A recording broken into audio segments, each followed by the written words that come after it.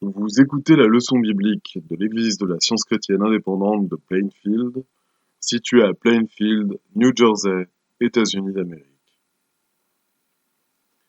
Leçon du dimanche 23 juin 2019. Sujet: l'univers, y compris l'homme, est-il produit par la force atomique? Texte d'or, roi. Ainsi parle l'Éternel. Vous n'apercevrez point de vent, et vous ne verrez point de pluie, et cette vallée se remplira d'eau, et vous boirez, vous, vos troupeaux et votre bétail. Mais cela est peu de choses aux yeux de l'Éternel.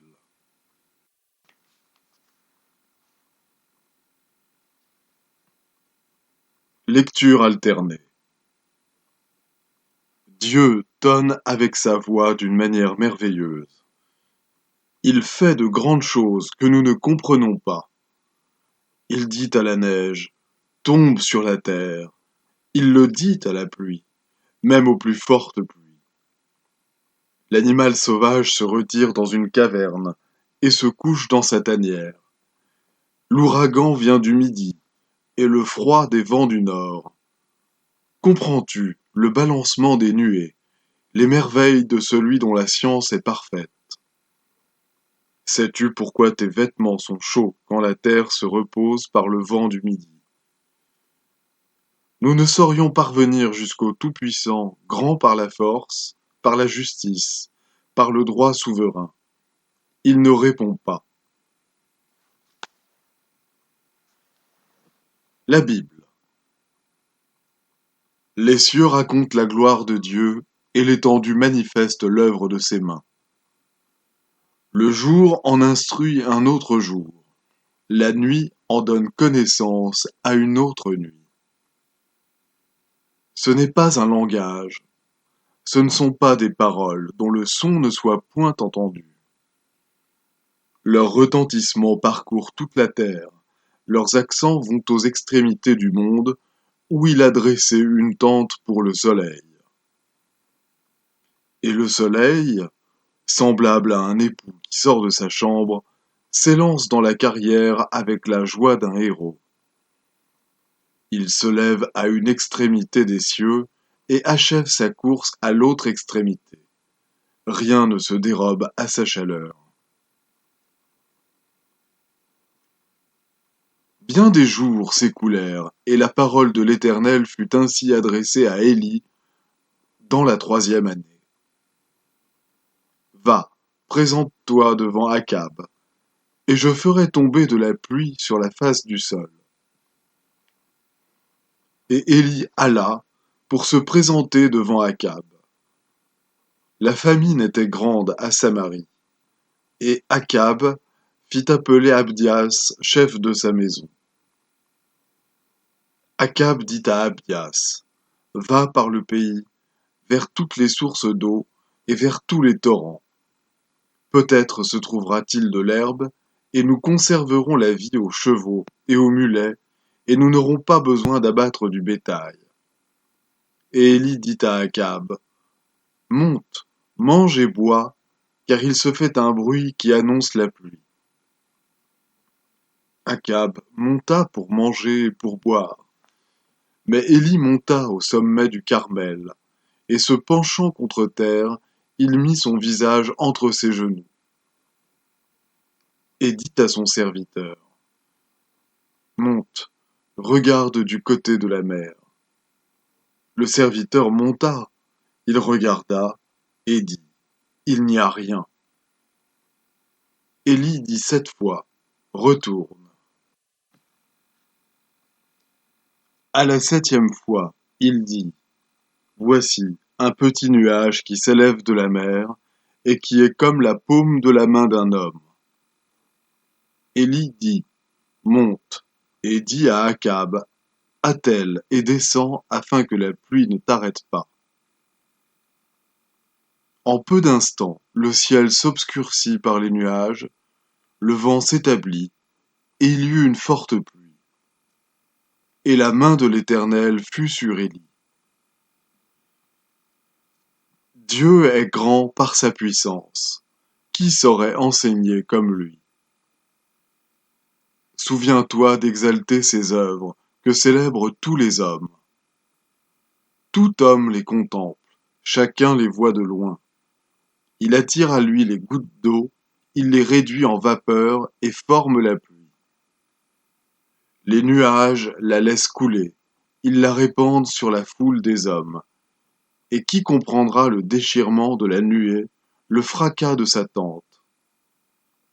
Voici, il étend autour de lui sa lumière, et il se cache jusque dans les profondeurs de la mer. Par ses moyens, il juge les peuples, et il donne la nourriture avec abondance. Sois attentif à ces choses, considère encore les merveilles de Dieu. Car voici, celui qui a formé les montagnes et créé le vent, et qui fait connaître à l'homme ses pensées, celui qui change l'aurore en ténèbres, et qui marche sur les hauteurs de la terre, son nom est l'Éternel, le Dieu des armées. Commencement de l'évangile de Jésus-Christ, Fils de Dieu. En ce temps-là, Jésus vint de Nazareth en Galilée, et il fut baptisé par Jean dans le Jourdain. Le soir, après le coucher du soleil, on lui amena tous les malades et les démoniaques, et toute la ville était rassemblée devant sa porte. Il guérit beaucoup de gens qui avaient diverses maladies. Il chassa aussi beaucoup de démons. Jésus se mit de nouveau à enseigner au bord de la mer. Une grande foule s'étant assemblée auprès de lui, il monta et s'assit dans une barque sur la mer. Toute la foule était à terre sur le rivage. Ce même jour, sur le soir, Jésus leur dit: Passons à l'autre bord. Après avoir renvoyé la foule, ils l'emmenèrent dans la barque où il se trouvait. Il y avait aussi d'autres barques avec lui.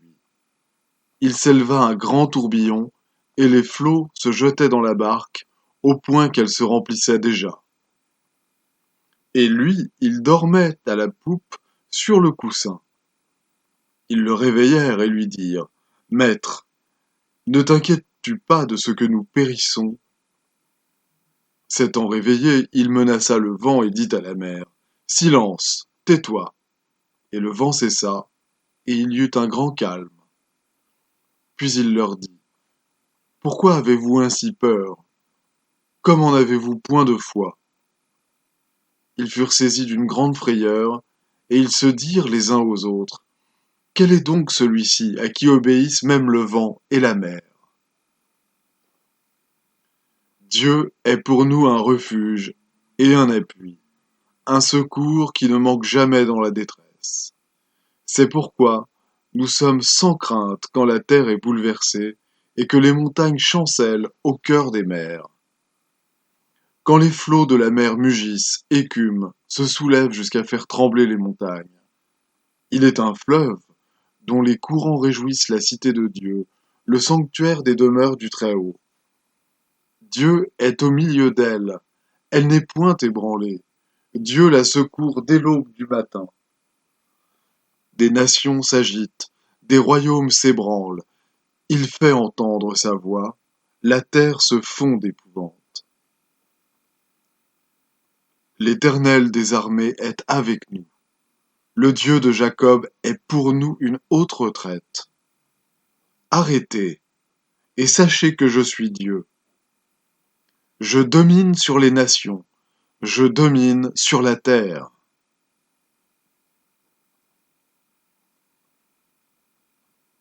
Je vais maintenant lire les passages corrélatifs tirés du livre d'études de la science chrétienne, Science et santé, avec la clé des Écritures de Mary Baker Eddy.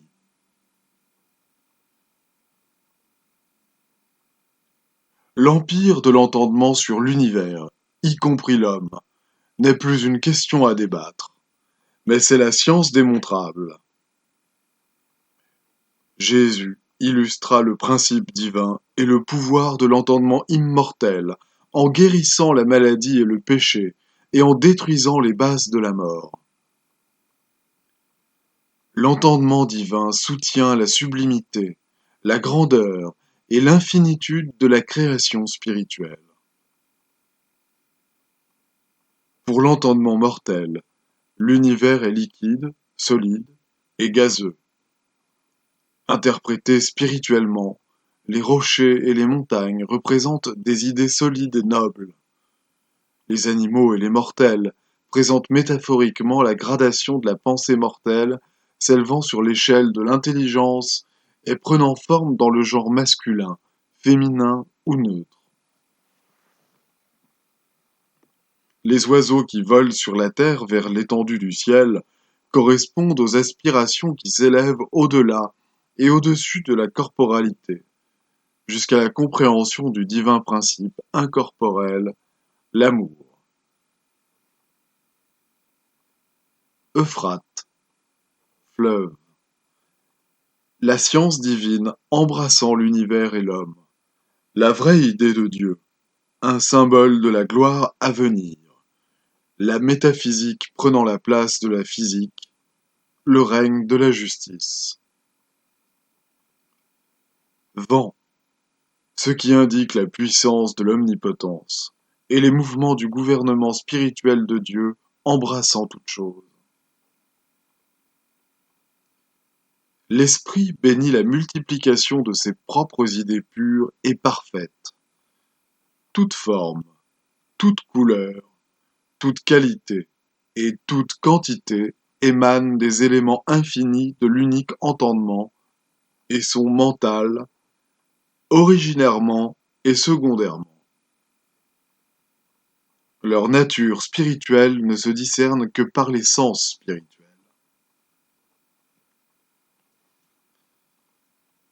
La nature proclame la loi naturelle et spirituelle et l'amour divin, mais la croyance humaine interprète mal la nature. Les régions arctiques, les tropiques ensoleillés, les montagnes gigantesques, les vents ailés, les vagues puissantes, les vallées verdoyantes, les fleurs joyeuses et les cieux glorieux témoignent tous de l'entendement, l'intelligence spirituelle qu'ils reflètent. Les apôtres floraux sont des hiéroglyphes de la divinité. Les soleils et les planètes enseignent des leçons sublimes. Les étoiles embellissent la nuit, et la feuille qui s'entr'ouvre se tourne naturellement vers la lumière. Dans l'ordre de la science, où le principe est au-dessus de ce qu'il réfléchit, tout est sublime harmonie. L'univers physique exprime les pensées conscientes et inconscientes des mortels. La force physique et l'entendement mortel ne font qu'un. Le pouvoir erroné est une croyance matérielle, une prétendue force aveugle, le produit de la volonté, non de la sagesse, de l'entendement mortel, non de l'immortel. C'est la cataracte impétueuse, la flamme dévorante, le souffle de la tempête. C'est la foudre et l'ouragan, tout ce qui est égoïste, pervers, malhonnête, impur. La puissance morale et la puissance spirituelle appartiennent à l'esprit qui retient le vent dans ses mains. Et cet enseignement est en accord avec la science et l'harmonie. Dans la science, il ne peut y avoir de pouvoir opposé à Dieu, et il faut que les sens physiques abandonnent leurs faux témoignages. Les prétendus gaz et forces matérielles sont des contrefaçons des forces spirituelles de l'entendement divin, dont la puissance est la vérité, dont l'attraction est l'amour, dont l'adhésion et la cohésion sont la vie, perpétuant l'effet éternel de l'être. L'électricité est l'excédent aigu de la matérialité qui contrefait la véritable essence de la spiritualité ou vérité. La grande différence entre l'électricité et la vérité étant que l'électricité n'est pas intelligente, tandis que la vérité spirituelle est l'entendement. Il n'y a pas de vaine fureur de l'entendement mortel, exprimée sous forme de tremblements de terre, de vent, de vagues, de foudre, de feu et de férocité bestiale, et ce prétendu entendement se détruit lui-même. Les manifestations du mal, contrefaisant la justice divine, sont appelées dans les Écritures la colère de l'Éternel. En réalité, elles montrent l'autodestruction de l'erreur ou matière, la force et la permanence de l'esprit. La science chrétienne met en lumière la vérité et sa suprématie, l'harmonie universelle, l'intégralité de Dieu, le bien et le néant du mal. La prétendue science physique est la connaissance humaine, une loi de l'entendement mortel, une croyance aveugle, un Samson dépouillé de ses forces. Quand cette croyance humaine manque d'organisation pour la soutenir, ses fondements s'écroulent.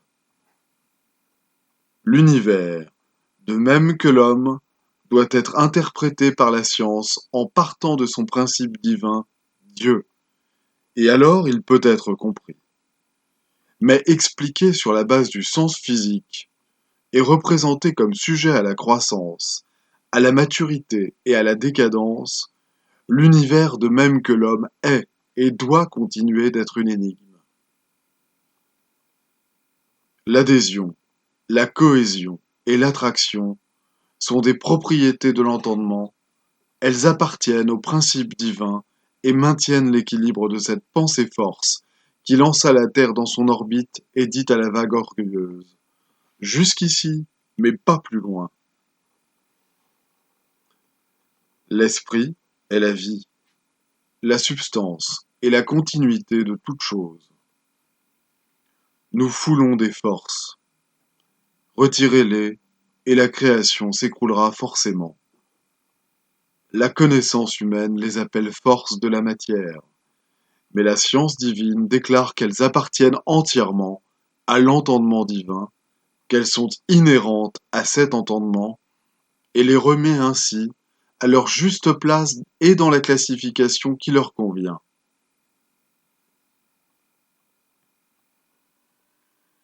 Les saisons se succéderont avec des variations de durée et de marée, de froid et de chaleur, de latitude et de longitude. L'agriculteur s'apercevra que ces changements ne peuvent affecter ses récoltes. Tu les changeras comme un habit, et ils seront changés. Le marin aura la domination sur l'atmosphère et le grand océan, sur les poissons de la mer et sur les oiseaux du ciel. L'astronome ne lèvera plus ses regards vers les étoiles, c'est des étoiles mêmes qu'il contemplera l'univers. Et l'horticulteur obtiendra sa fleur avant d'avoir semé la graine. Dans l'univers de la vérité, la matière est inconnue.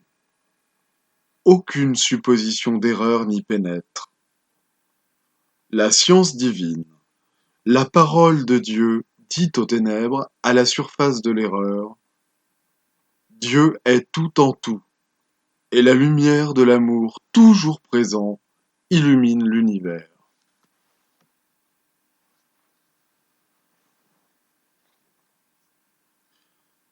Voici maintenant les devoirs quotidiens de Mary Baker Eddy. Prière quotidienne. Il sera du devoir de tout membre de cette Église de prier chaque jour. Que ton règne vienne, que le règne de la vérité, de la vie et de l'amour divin soit établi en moi et élimine de moi tout péché. Et puisse ta parole enrichir les affections de toute l'humanité et la gouverner.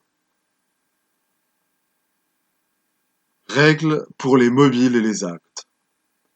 Ni l'animosité, ni un attachement purement personnel ne doivent déterminer les mobiles ou les actes des membres de l'Église mère.